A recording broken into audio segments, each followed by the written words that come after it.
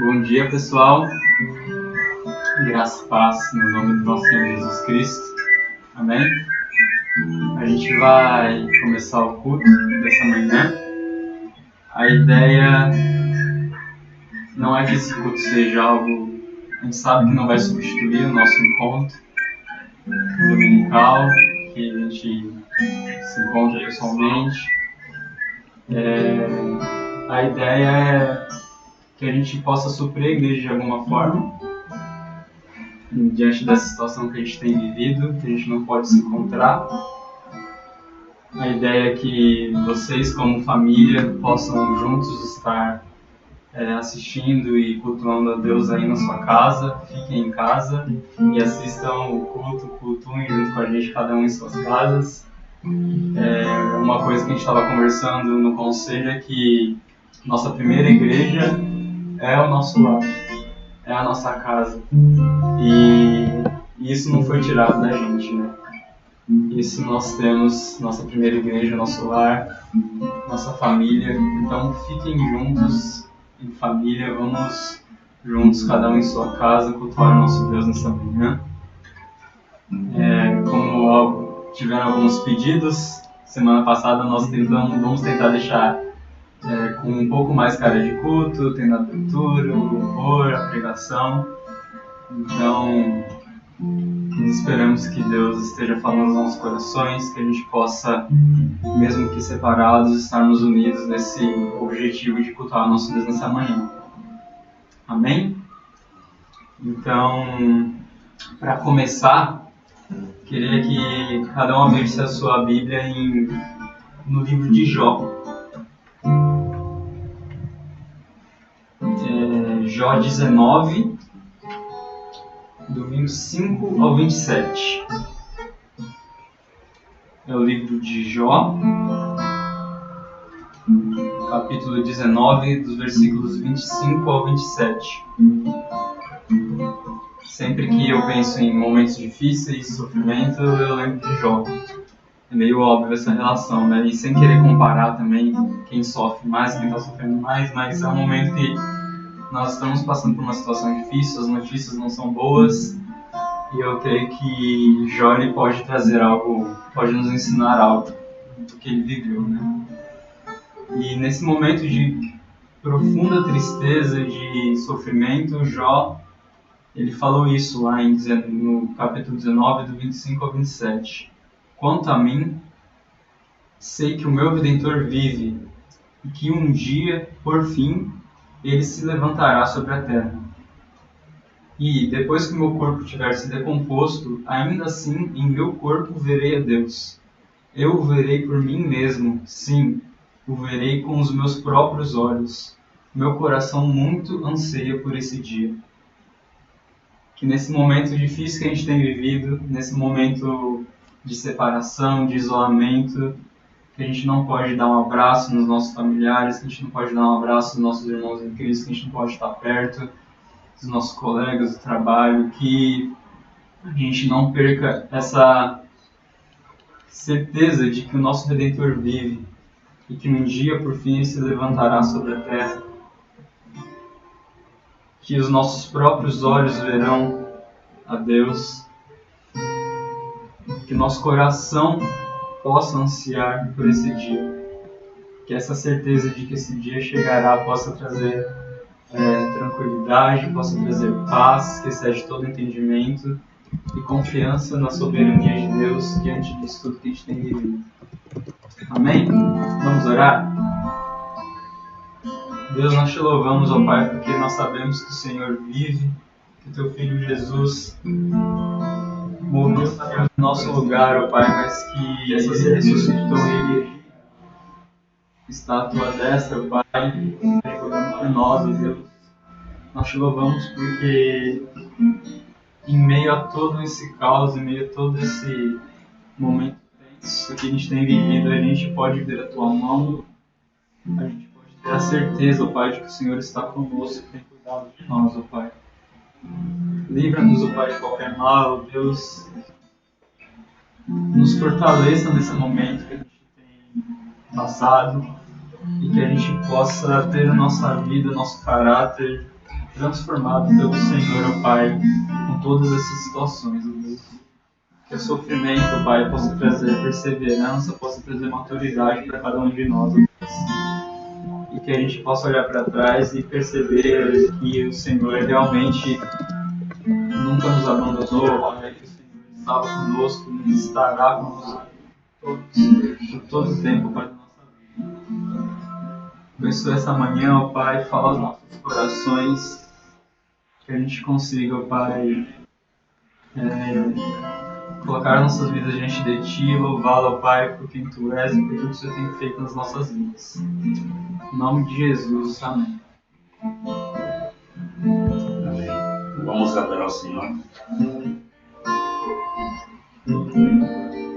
Só de ouvir tua voz, de sentir teu amor, só de pronunciar o teu nome, os meus medos se vão, os meus medos se vão, minha dor, meu sofrer, pois de paz tu inundas meu ser.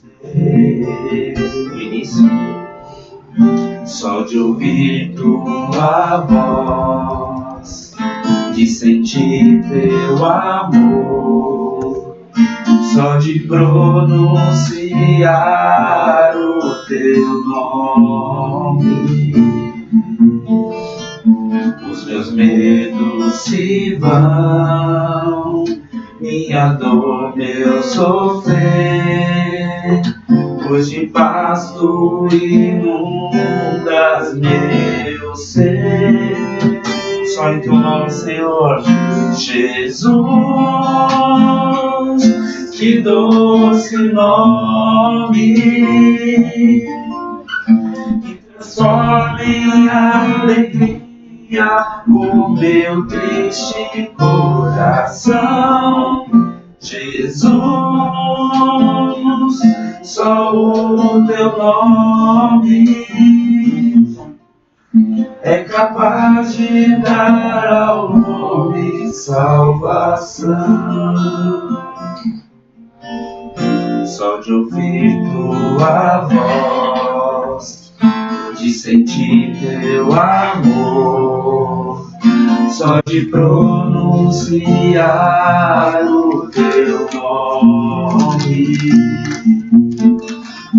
os meus medos se vão, minha dor, meu sofrer, pois de paz tu inundas meu ser. Jesus, que doce nome, que transforma em alegria o meu triste coração. Jesus, só o teu nome é capaz de dar ao homem salvação. A última vez, Jesus, que doce nome, que transforma em alegria o meu triste coração. Jesus, só o teu nome é capaz de dar ao homem salvação.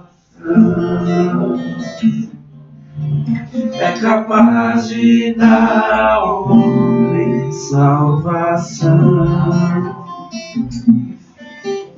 É capaz de dar ao homem salvação. Amém, Senhor, te louvamos, te adoramos em todo o tempo, Senhor. Amém. Tu és soberano sobre todas as coisas. Nos prostramos diante da tua soberania, Senhor. Nos prostramos diante do Senhor. Sabemos que o Senhor tem nas tuas mãos, Senhor, todo o poder, todo o domínio, Senhor. te adoramos nessa manhã, Pai. Como igreja, Senhor, como servos teus, Senhor, receba, Senhor, nossa adoração, nosso louvor, em nome de Jesus, Senhor. Amém. Isso.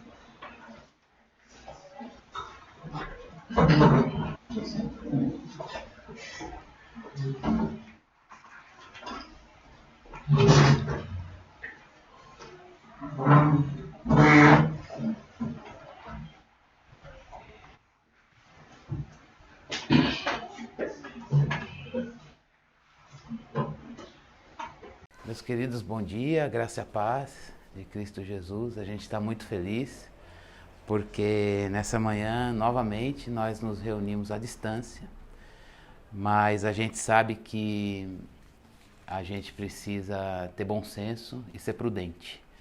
E é em nome desse bom senso e da prudência que a gente está aqui usando a tecnologia para podermos cantar, orar, a gente poder refletir sobre a vontade do Senhor por meio das Escrituras e a gente também poder saber que Deus está presente em toda e qualquer circunstância da nossa vida. Uma alegria estar aqui com você. Nós estamos neste ano numa série de pregações no livro de Atos, debaixo do tema Um Só Coração e Uma Só Missão.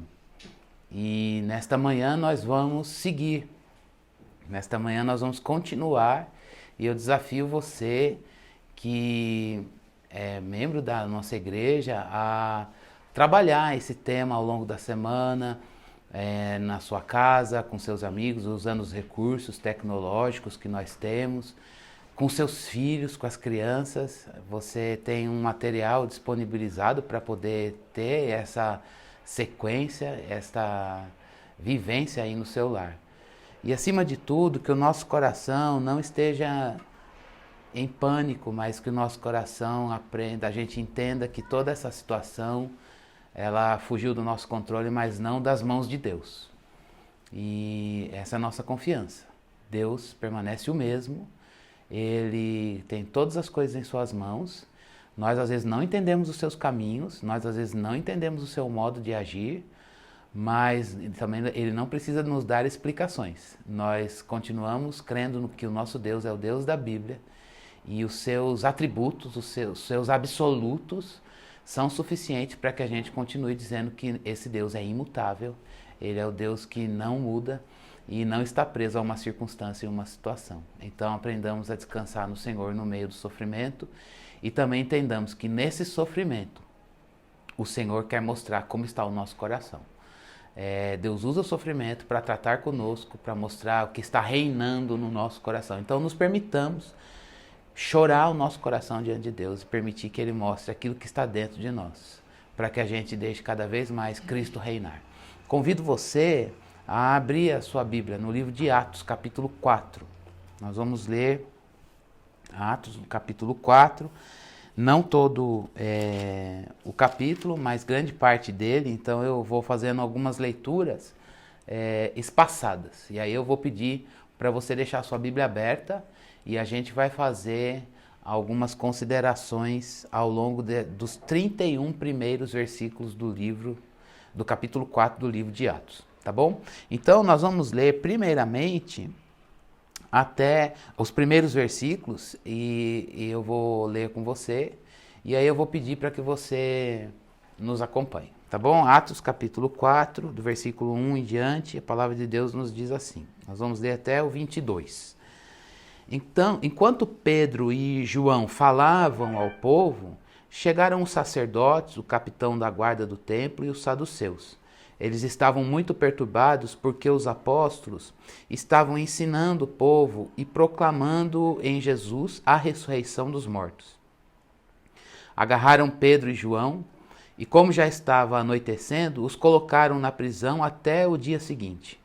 Mas muitos dos que tinham ouvido a mensagem creram, chegando o número dos homens que creram a perto de 5.000. No dia seguinte, as autoridades, os líderes religiosos e os mestres da lei reuniram-se em Jerusalém. Estavam ali Anás, o sumo sacerdote, bem como Caifás, João, Alexandre e todos os que eram da família do sumo sacerdote. Mandaram trazer Pedro e João diante deles e começaram a interrogá-los.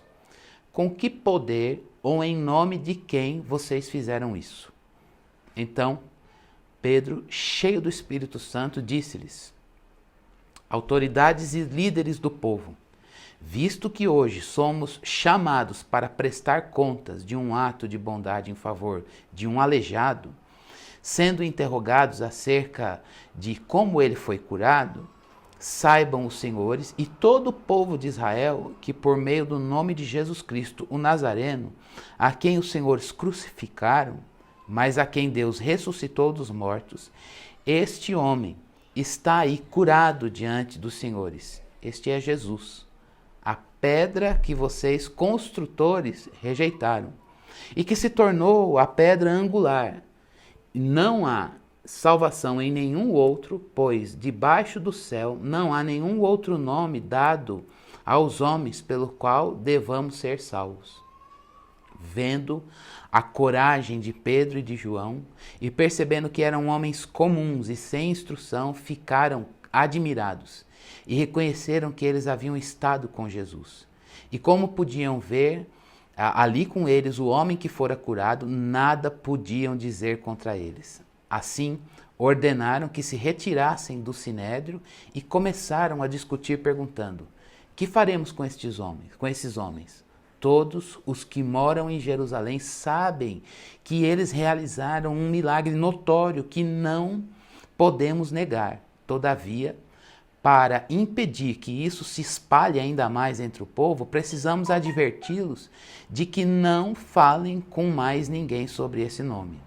Então, chamando-os novamente, ordenaram-lhes que não falassem, nem ensinassem em nome de Jesus.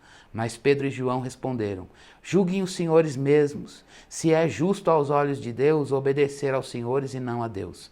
Pois não podemos deixar de falar do que vimos e ouvimos. Depois de mais ameaças, eles deixaram ir.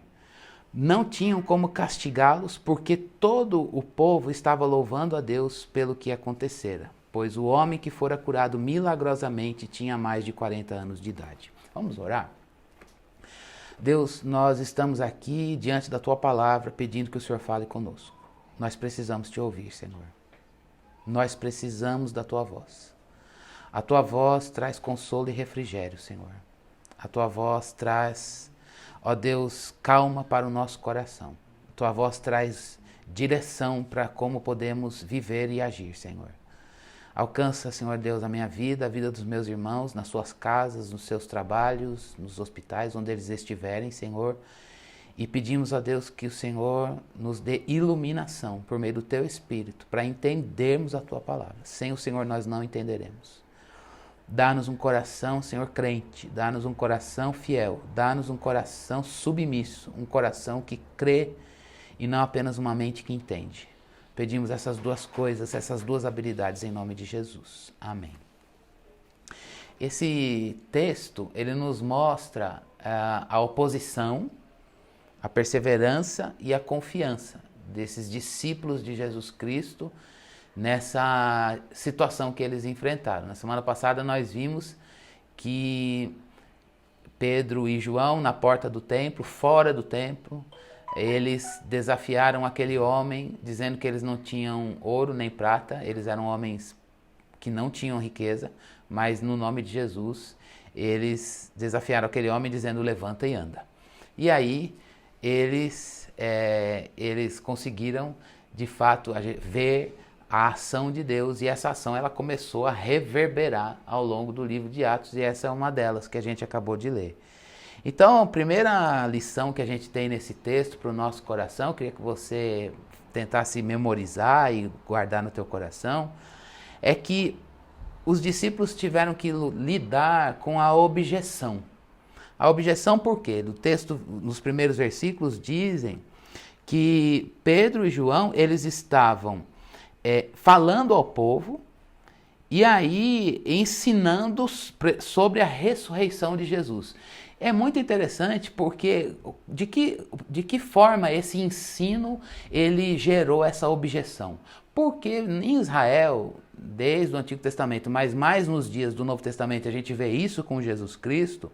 Para você ser considerado um mestre em Israel, você tinha que ter duas coisas. A primeira delas é a habilidade de falar e expor doutrina. E o que eles estão fazendo aqui é expor uma doutrina delicada para alguns dos saduceus, por exemplo, que é a ressurreição de Jesus. O saduceu não acreditava nisso. Uma outra coisa é que um mestre, ele era reconhecido porque ele tinha discípulos e seguidores. E o que estava acontecendo, que o livro de Atos está mostrando para a gente? Os cristãos estão começando a crescer. Os discípulos de Jesus Cristo, os apóstolos de Jesus, estão gerando seguidores com o ensino que eles receberam do seu mestre. Isso causa objeção.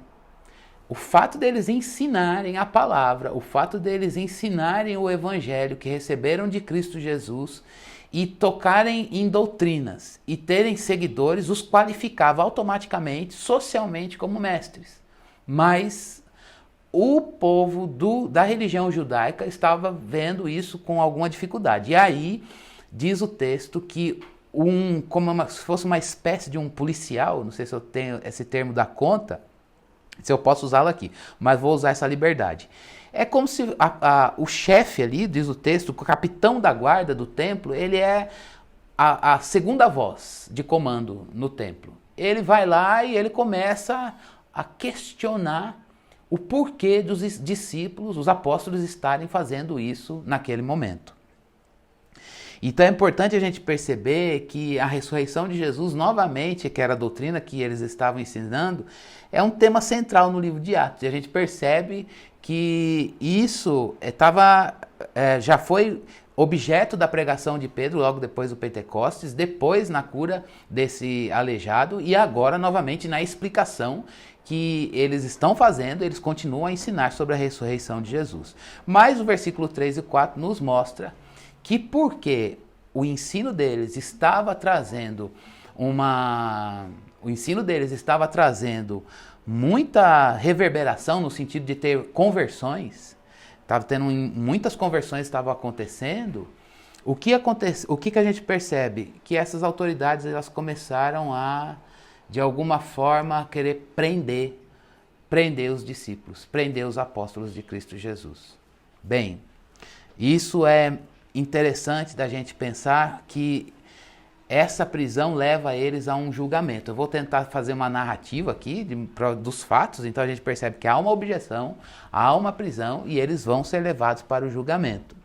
E aí no versículo 5, 6 e 7 mostra exatamente essa questão do julgamento que eles vão passar. Eu vou pedir para você não perder o fio da meada na sua mente aí, porque depois nós vamos avaliar quais são as lições dessa primeira parte para nós. Nessa parte do versículo 5, 6 e 7, que diz: no dia seguinte as autoridades, os líderes religiosos e os mestres da lei reuniram-se em Jerusalém. Estavam ali Anás, o sumo sacerdote, bem como Caifás, João, Alexandre e todos os que eram da família do sumo sacerdote, e mandaram trazer Pedro e João diante deles e começaram a interrogá-los. Com que poder ou em nome de quem vocês fizeram isso? Interessante que a mesma interrogação essas mesmas figuras religiosas fizeram para Jesus no ministério público dele. Lá no livro de Lucas, capítulo 20, versículo 1 e versículo 2, nos diz exatamente, a gente vê que os apóstolos estão passando por uma mesma situação que Jesus Cristo passou no seu ministério público. E as pessoas que perseguiram Jesus também estão perseguindo os apóstolos. Na verdade, o ensino é o mesmo e ele está mostrando Cristo Jesus. Então, a gente percebe que eles não estão passando por coisas que Cristo não passou. Tudo que eles estão passando, Cristo também enfrentou no seu ministério. E por que eles estão perturbados e incomodados com essa situação? Porque eles não têm controle sobre o ato miraculoso da bondade divina na vida daquele homem. Interessante isso, eles querem, a religião fez com que aqueles homens quisessem ter o controle sobre algumas coisas que, na verdade, eles não puderam controlar o poder de Deus agindo e o poder do Evangelho se manifestando, trazendo conversões e trazendo sinais e maravilhas que acompanhavam essa palavra e a pregação do Evangelho. Mas a gente precisa pensar, então é importante a gente avaliar que teve uma objeção, que teve essa prisão, houve um julgamento porque eles estavam querendo causar esse julgamento porque eles estavam perturbados por causa do não controle, mas eles fizeram uma defesa que está lá do versículo 8 ao versículo 12. E nessa defesa, diz o texto, Lucas registra pra gente que Pedro estava cheio do Espírito Santo. Cheio do Espírito Santo, falando para líderes do judaísmo que não estavam cheios do Espírito Santo. Eu quero que você olhe o contraste de Pedro, cheio do Espírito Santo, falando para pessoas que tinham a sua posição, e isso não é um problema, e tinham o seu conhecimento, e isso também não é um problema, mas eles não tinham a presença e o enchimento do Espírito Santo na vida deles. E cheio do Espírito Santo, Pedro faz algumas colocações. Deus curou aquele homem, mas o foco da fala de Pedro é Jesus Cristo.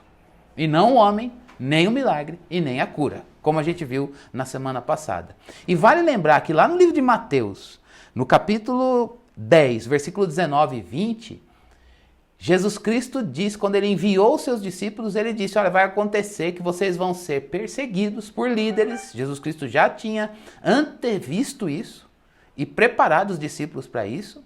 E ele disse, olha, vocês vão ser interrogados, mas o Espírito de Deus vai encher vocês e vocês vão saber o que falar.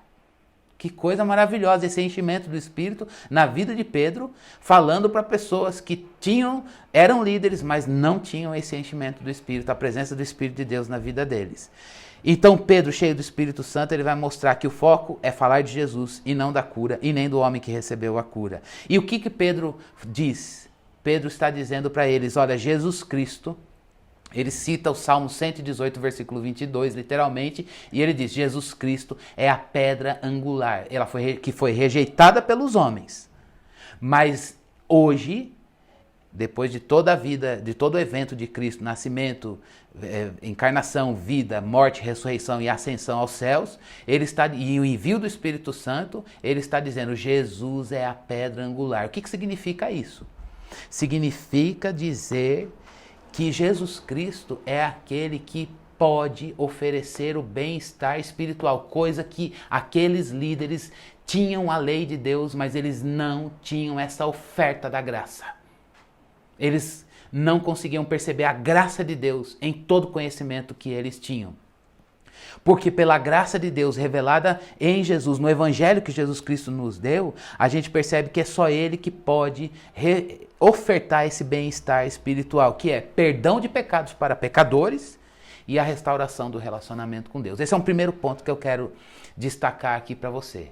Jesus, na pregação de Pedro, cheio do Espírito Santo, Ele é o único que pode erigir, que pode levantar, que pode levantar o templo de Deus, que pode trazer a habitação de Deus na vida do homem. Que coisa maravilhosa!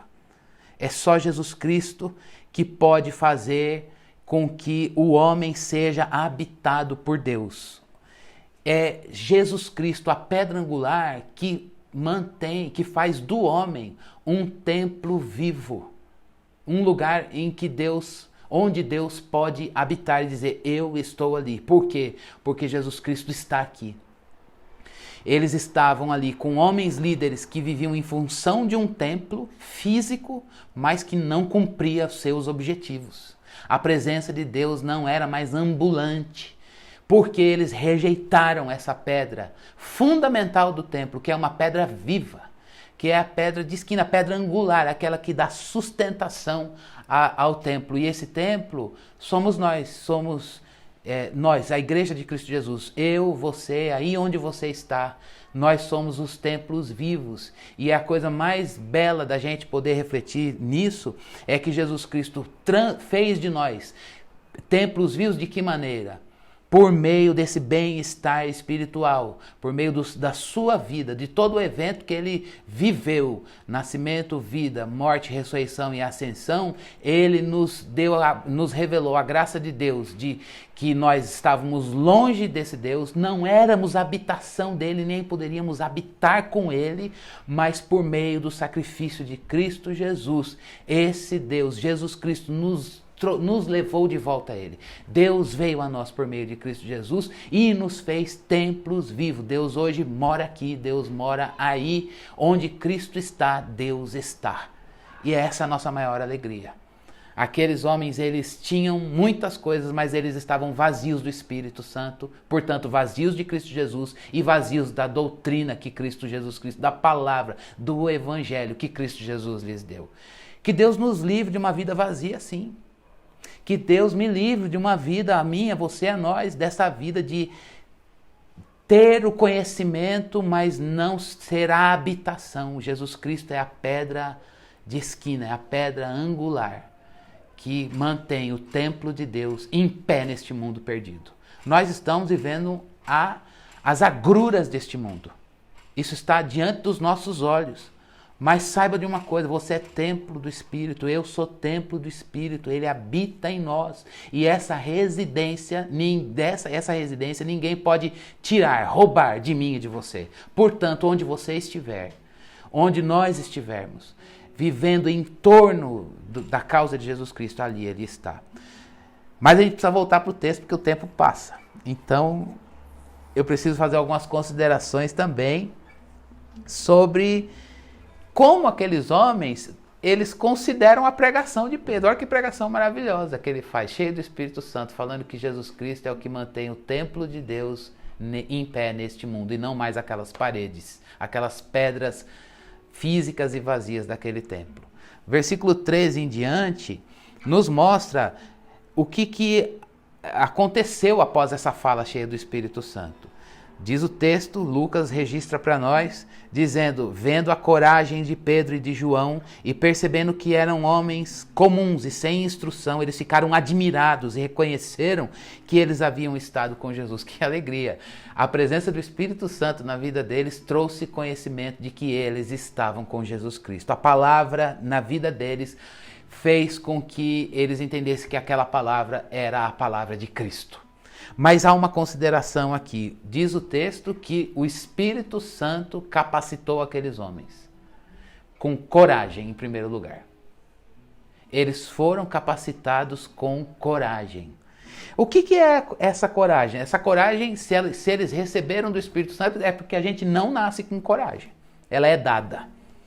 E interessante que às vezes a gente pensa pela nossa imaginário social, pela nossa cultura, de que o corajoso é aquele que ele é provido de uma força natural, seja física ou uma força da personalidade. Biblicamente não é esse o conceito de coragem que a gente está vendo aqui. O conceito de coragem que a gente está vendo aqui é algo que vem do Espírito Santo de Deus. E às vezes ela se conjuga ao nosso medo. O corajoso não é aquele que não sente medo, o corajoso é aquele que, apesar do medo que sente, ele deu voz a uma convicção bíblica gerada pelo Espírito Santo no coração. Como a gente precisa disso? Como eu preciso disso?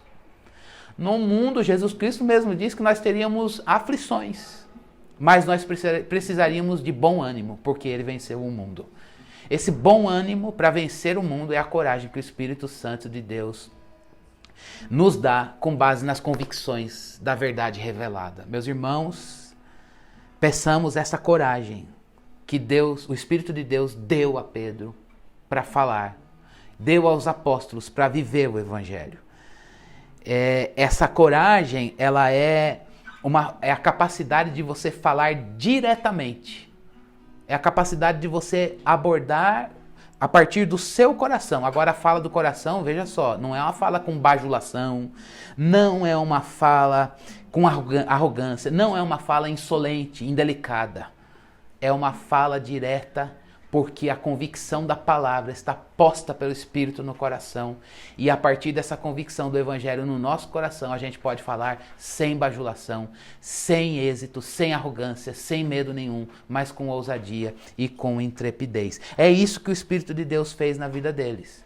no meio daquela perseguição de prisão e julgamento, eles tinham convicção no coração e eles podiam falar com alegria, sem medo nenhum e nem por arrogância, no sentido da afronta. Não era a preocupação em sua própria defesa ou a defesa do evangelho necessariamente como se Deus precisasse de defesa, mas era a alegria de falar algo que estava vivo dentro deles. E isso gera para nós mais uma aplicação para o meu coração e para o seu. A gente precisa dessa coragem. O Espírito Santo é aquele que capacita a gente com coragem. O Espírito Santo é aquele que deu coragem para homens que não tinham instrução, como diz o texto, eles eram homens que não tinham instrução. O que é essa instrução? Não é que eles eram analfabetos, mas porque Pedro escreveu textos. Eles tinham um letramento, eles tinham capacidade de fala escrita, mas a questão é que eles não tinham a formação acadêmica, se a gente pode usar essa palavra aqui, que aqueles líderes tinham. Mas o resultado do que eles falavam era produto de eles tinham capacidade de investigar o texto, explicar as escrituras e aplicar as escrituras com tanta sabedoria que isso causava espanto. É como se eles dissessem: que escola vocês fizeram para falar tão bem assim? Que formação vocês tiveram para falar tão bem assim? E isso é produto, isso está atrelado à coragem. Eles tinham a coragem para poder falar com erudição bíblica. E a causa disso era o Espírito Santo de Deus. O Espírito de Deus é aquele que faz da sua igreja homens corajosos. Homens e mulheres corajosos.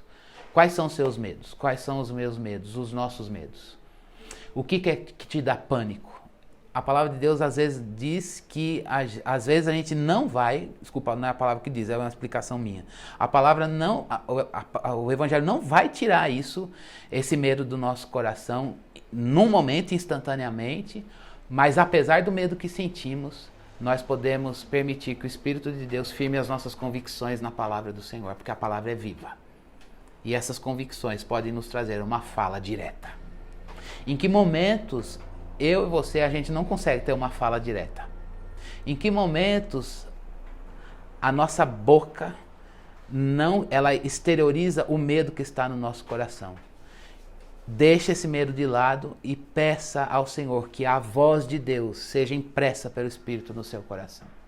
De maneira que, apesar de todos os motivos para o desespero e o pânico e o medo, eu e você, nós possamos permitir que o Espírito de Deus ecoe a voz de Deus aqui dentro e ela se desdobre nas nossas falas e nas nossas ações. Não tenha medo.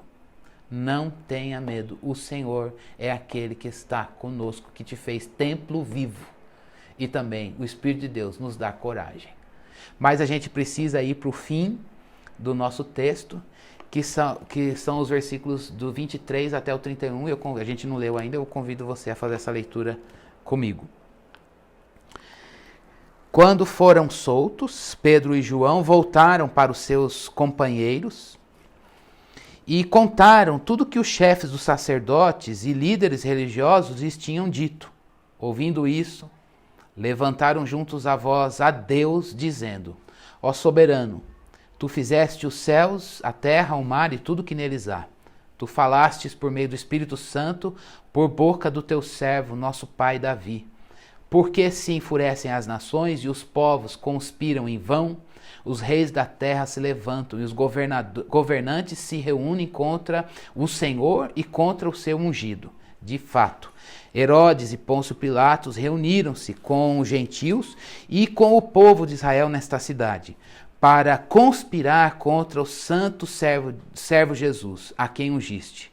Fizeram o que o teu poder e a tua vontade haviam decidido de antemão que acontecesse. Agora, Senhor, considera as ameaças deles e capacita os teus servos para anunciarem a tua palavra corajosamente. Estende a mão para curar e realizar sinais e maravilhas, por meio do nome do teu santo servo Jesus. Depois de orarem, tremeu o lugar em que estavam reunidos e todos ficaram cheios do Espírito Santo e anunciavam corajosamente a palavra de Deus. Que oração maravilhosa! Eu sei que a gente já passou no tempo, então eu vou ser bem objetivo aqui para a gente não não se estender mais. Mas a gente precisa refletir sobre essa oração. Essa oração, ela tem condições, ela tem pressupostos. Eles oram não do nada, eles oram com alguns conhecimentos anteriores, com conhecimentos prévios. Que conhecimentos prévios são esses? Que pressupostos são esses? Que condições preliminares são essas que levam esse povo a orar?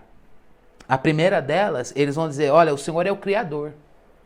Quando eles vão orar, o Senhor fez tudo. Então, de tudo que existe, o Senhor é o dono, o Senhor reina. Dizer que Deus é soberano, criador, significa dizer que tudo está nas mãos dele. A gente não entende o agir e às vezes a gente não pode falar em nome dele porque ele não nos deu todos os detalhes da sua ação. O que a gente tem é a palavra. Então vamos falar o que está na palavra, porque passar disso a gente fica quieto. Mas uma coisa é certa, Deus é soberano na criação. Ele reina. Orar com essa convicção traz paz ao coração. Dizer, Deus, eu estou no meio do caos, no meio do perigo, no meio da prisão, do julgamento dos homens, mas o Senhor reina. O Senhor tem todas as coisas em suas mãos. Uma outra coisa que eles estão, que são condições da oração que serve para mim e para você, é que eles estão orando a partir da palavra.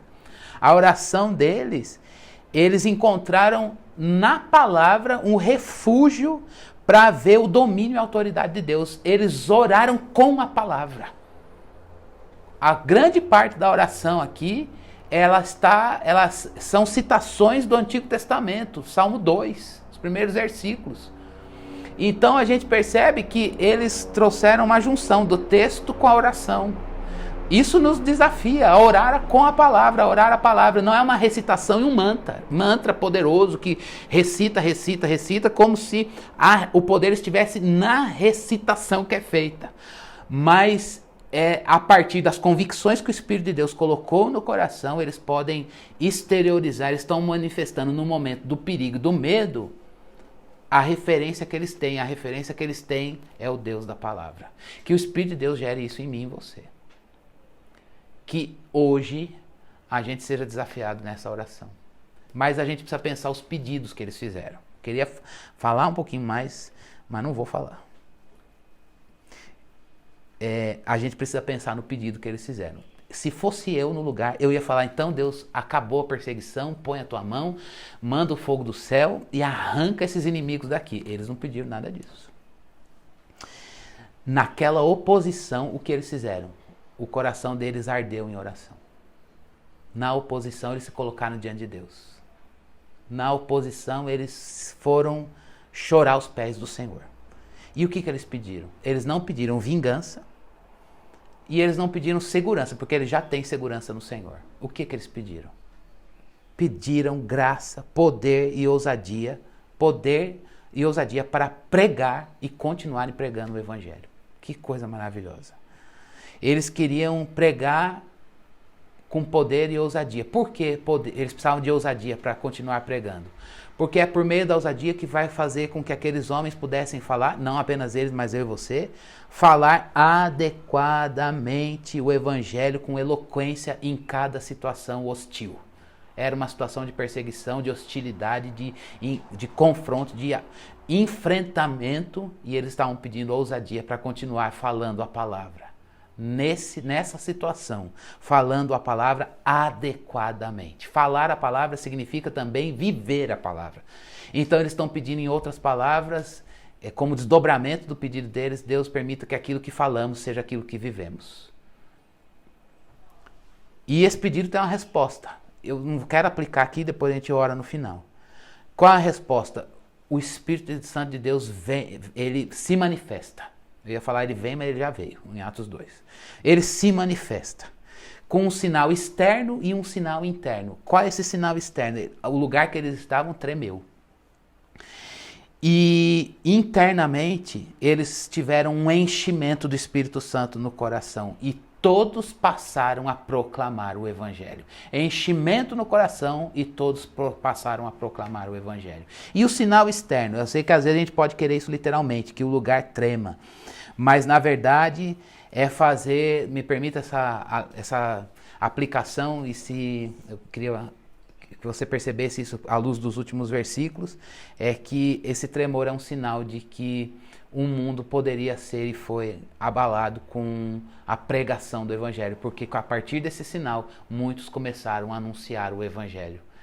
Continuaram os que faziam e outros começaram a anunciar, e o número de pessoas, já viu no texto, o número de pessoas que seguiam Jesus cresceu. Bem, algumas situações, aplicações para o nosso coração. Na oposição, confie no Senhor e vá orar. E vá orar com ardor. Na afronta dos homens, no perigo das trevas, choremos os nossos medos diante de Deus. E vamos pedir esses sinais internos e externos a essa oração do Espírito Santo de Deus. Aqui dentro, esse enchimento para proclamar. E fora, a gente vê o Evangelho de Deus, de Cristo Jesus, sendo revelado, sendo comunicado, e o mundo sendo desafiado pela pregação saudável e fiel do Evangelho. Lembre-se que o nosso tema é um só coração e uma só missão. Em momento nenhum, o livro de Atos vai falar, agora é hora de falar das coisas daqui de dentro. Agora é hora de refletir sobre a missão. As duas coisas elas caminham juntas. Na medida em que Deus desafia você na missão, mas Ele também trata conosco, mexe em nós. Isso nos deixa, gosto de dizer isso, descansados nas mãos de Deus. Deus não tem interesse em nos usar somente, mas na medida em que Ele nos usa, Ele também trabalha em nós. Então, deixe o Espírito de Deus visitar você aí dentro, no seu coração, porque Deus quer trabalhar em você. Da mesma forma, Ele quer trabalhar no mundo, usando você. A maior obra de Deus é você mesmo. Então, o que Deus nos falou nesta manhã por meio da sua palavra? Você vai passar por oposição, mas Deus quer forjar a gente na perseverança e a gente manifesta isso confiando em Deus por meio da oração. Lembre-se que Jesus é a pedra angular que manifesta a presença de Deus neste mundo que jaz no maligno. Jesus, ele tem esse poder. Não se escandalize com esse mundo perdido. Não deixe que a visão de fora te traga medo e pânico. Mas lembre-se que Jesus é a pedra viva, que está erigida e nada vai derrubá-lo. Lembre-se que o Espírito de Deus dá coragem para aquele que tem medo. Ninguém nasce corajoso. O Espírito de Deus dá coragem. Eu preciso dessa coragem. A coragem brota do nosso coração com a convicção das Escrituras. E a gente tem uma fala direta, sem bajulação, sem arrogância, sem preocupação com a gente mesmo. E lembremos-nos de também, no momento da afronta, dobre os joelhos diante de Deus, do coração diante de Deus. E no calor da afronta, que a gente tenha ardente oração. E a gente clame pelo Senhor, o soberano que reina sobre todas as coisas. Ainda que os nossos olhos não entendam o agir dele, ele é soberano sobre todas as coisas. E que a gente ore a partir da palavra. Ore com a palavra. Use o conhecimento da palavra para orar. Use o conhecimento das Escrituras para colocar o seu coração diante do Senhor. Não peça vingança. Não peça a segurança à parte de Deus. Não peça que Deus te dê segurança nisso, naquilo, porque essas coisas vão passar. Mas o Senhor vai permanecer para sempre. Então, que o nosso coração esteja seguro no Senhor. Ainda que não hajam respostas. Ainda que as coisas estejam sendo tiradas de mim e de você. Que a gente saiba de uma coisa. O Senhor ninguém vai tirar de nós. Essa é a nossa segurança. E que a gente peça ousadia para falar a palavra adequadamente numa situação de adversidade. Amém? Vamos orar? Obrigado, Senhor, pela palavra. Ela não é minha, ela não foi inventada pelos homens, mas foi revelada pelo Senhor. Obrigado porque nós temos a habitação do Teu Espírito no nosso coração. Obrigado porque nós temos, Senhor Deus, esse Espírito que dá coragem. Deus, nós queremos nesta manhã dizer ao Senhor que nós temos medo, Deus. Medo, pânico, desespero. As notícias são ruins, Senhor. Mas como o Senhor encheu aqueles homens de coragem e de ousadia, aqui estamos nós clamando ao mesmo Deus soberano, Criador dos céus e da terra, de tudo que há na terra, e aquele que não apenas criou, mas aquele que faz com que todas essas coisas subsistam, Senhor.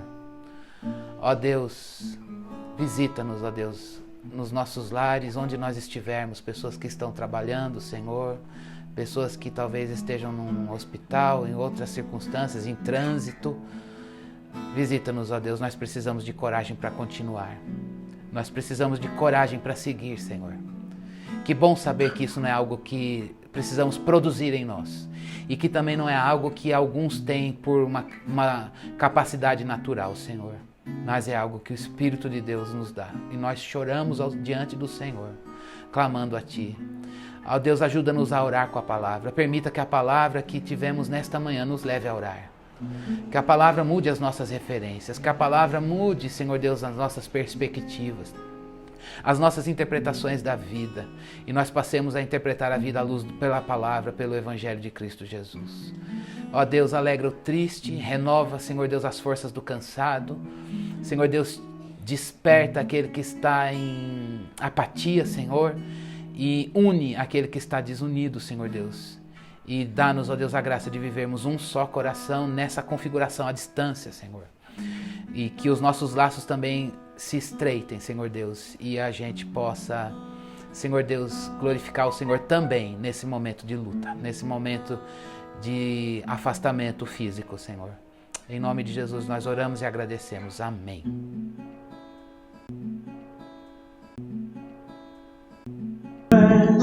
Soberano sobre a terra, sobre os céus, tu és Senhor absoluto.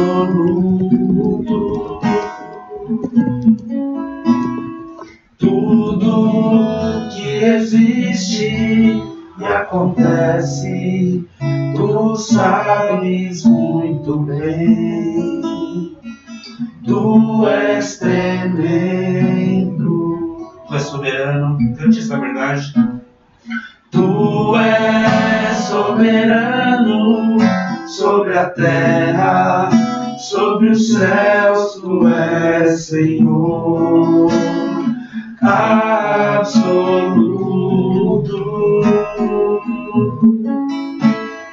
Tudo que existe e acontece, tu sabes muito bem. Tu és tremendo. E apesar dessa glória que tens, tu te importas comigo também. E este amor tão grande eleva-me e amarra-me a ti. Tu és tremendo.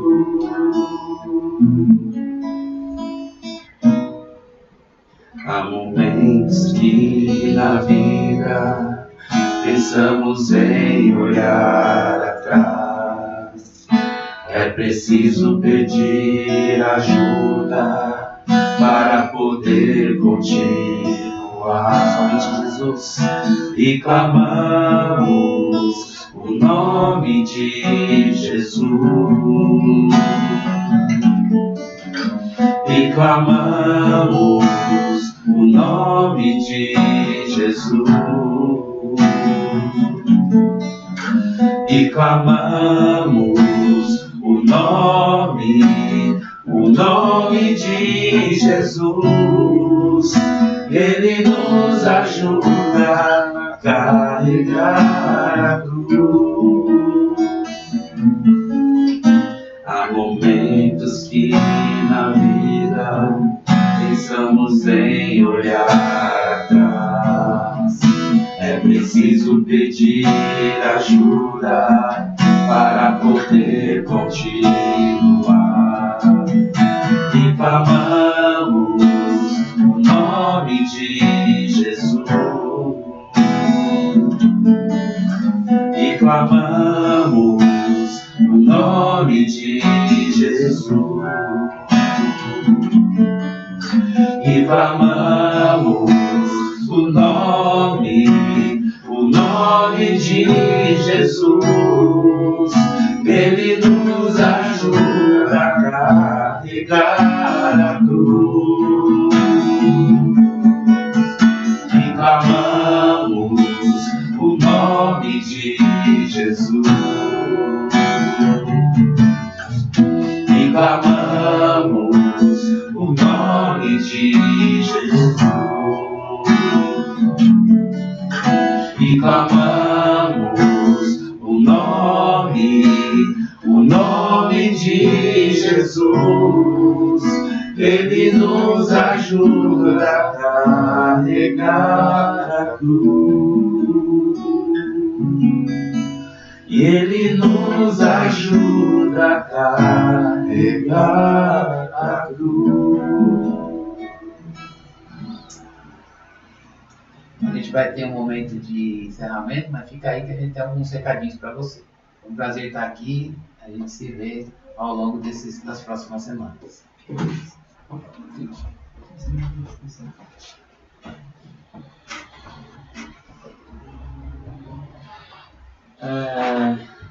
Alguns recados. Em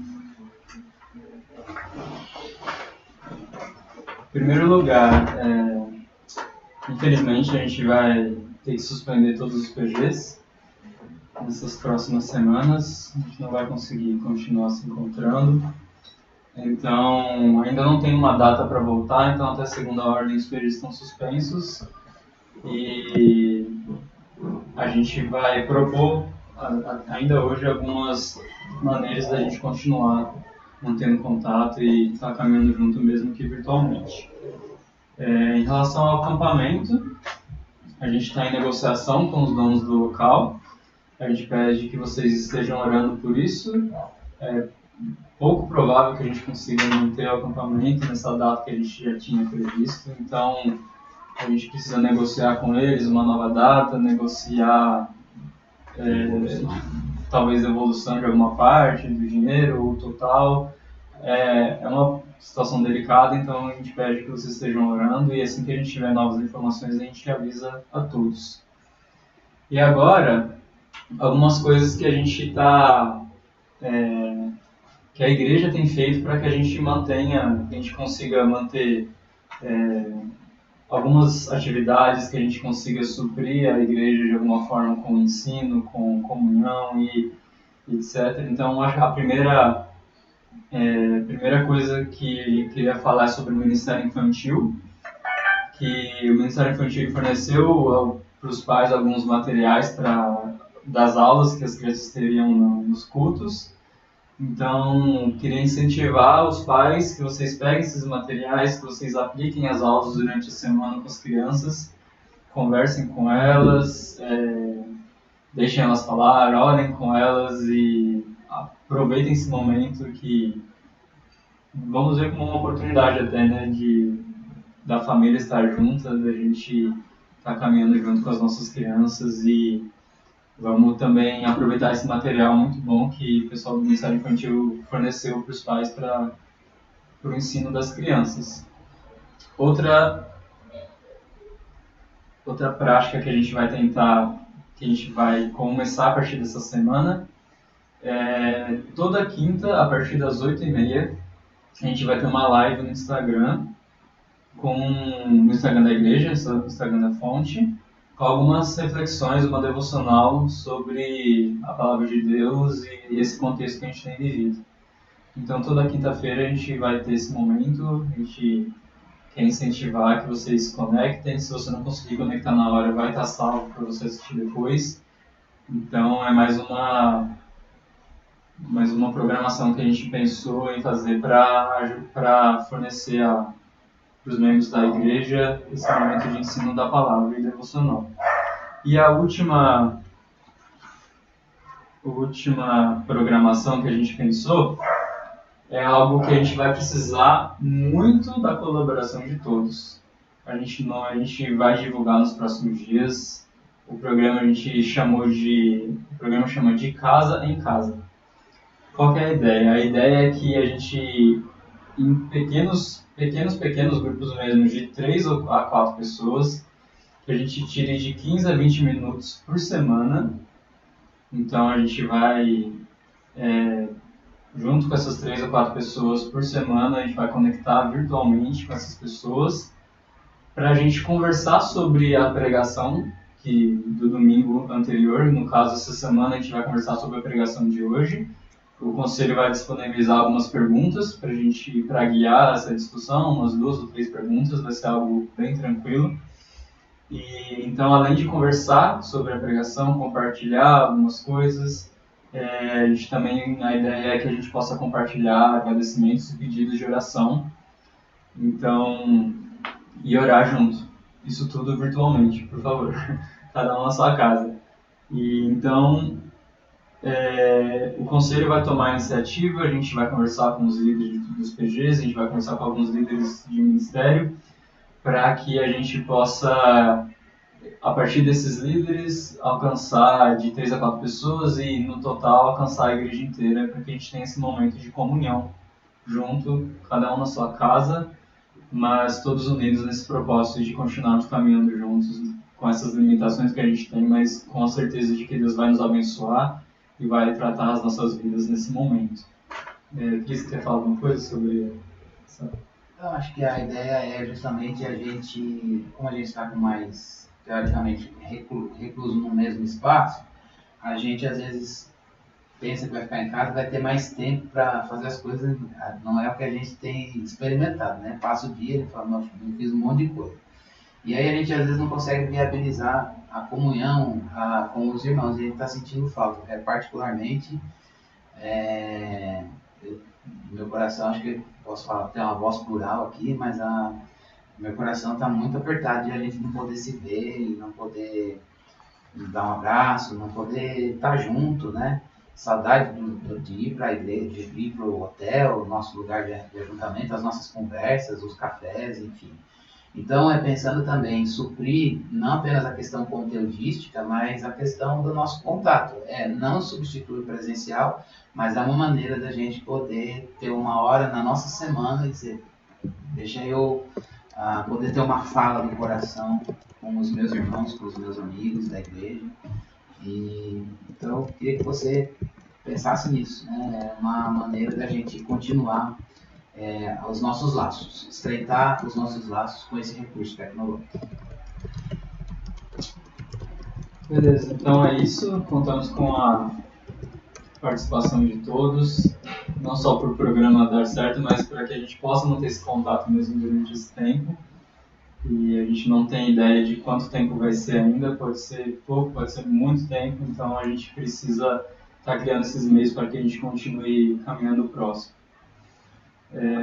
Vamos orar para encerrar o culto dessa manhã?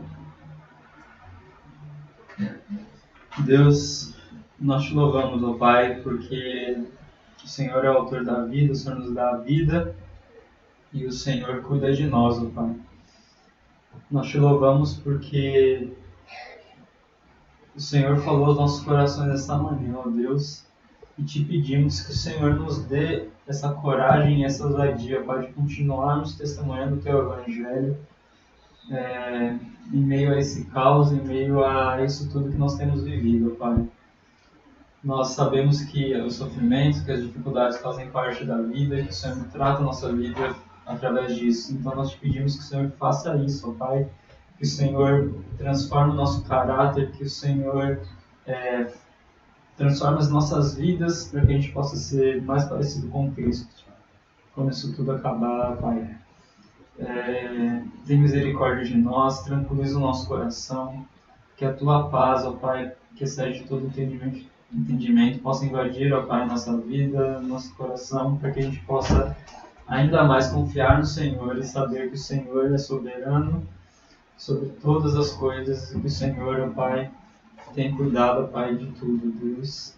E que o Senhor nos ama e que tudo que acontece, ó Pai, é para o bem daqueles que te amam, Deus. Abençoe nossas vidas, ó Deus, e que o Senhor nos ajude também a sermos responsáveis nesses dias, que a gente possa fazer a nossa parte para que essa situação não possa se agravar ainda mais do que ela já está, Pai. Essa é a nossa oração, Pai, em nome de Jesus. Amém. dia todo. Mas só mais um comunicado que me lembrou aqui nos grupos. As nossas arrecadações, ela continua sendo agora, não temos o culto presencial, então será feito via depósito bancário. Eu vou pegar aqui as contas: Banco do Brasil, agência 6816, conta corrente 10-133, dígito 8, CNPJ 21 735 106 1000 ao contrário, traço 03. Então vai estar gravado. E lembrando que apesar de nós não termos, nós cancelamos os cultos junto ao hotel, né, nos próximos 4 domingos a princípio, e se precisar a gente vai cancelar os outros. Mas temos outras contas e também estamos trabalhando internamente de fazer uma ação social, de verificar quais são os membros que estão com maior necessidade. Então é importante que você continue ofertando, dizimando da sua casa. Então, Deus abençoe da minha parte. Boa semana, pessoal. Boa Até semana. mais. Tchau, tchau.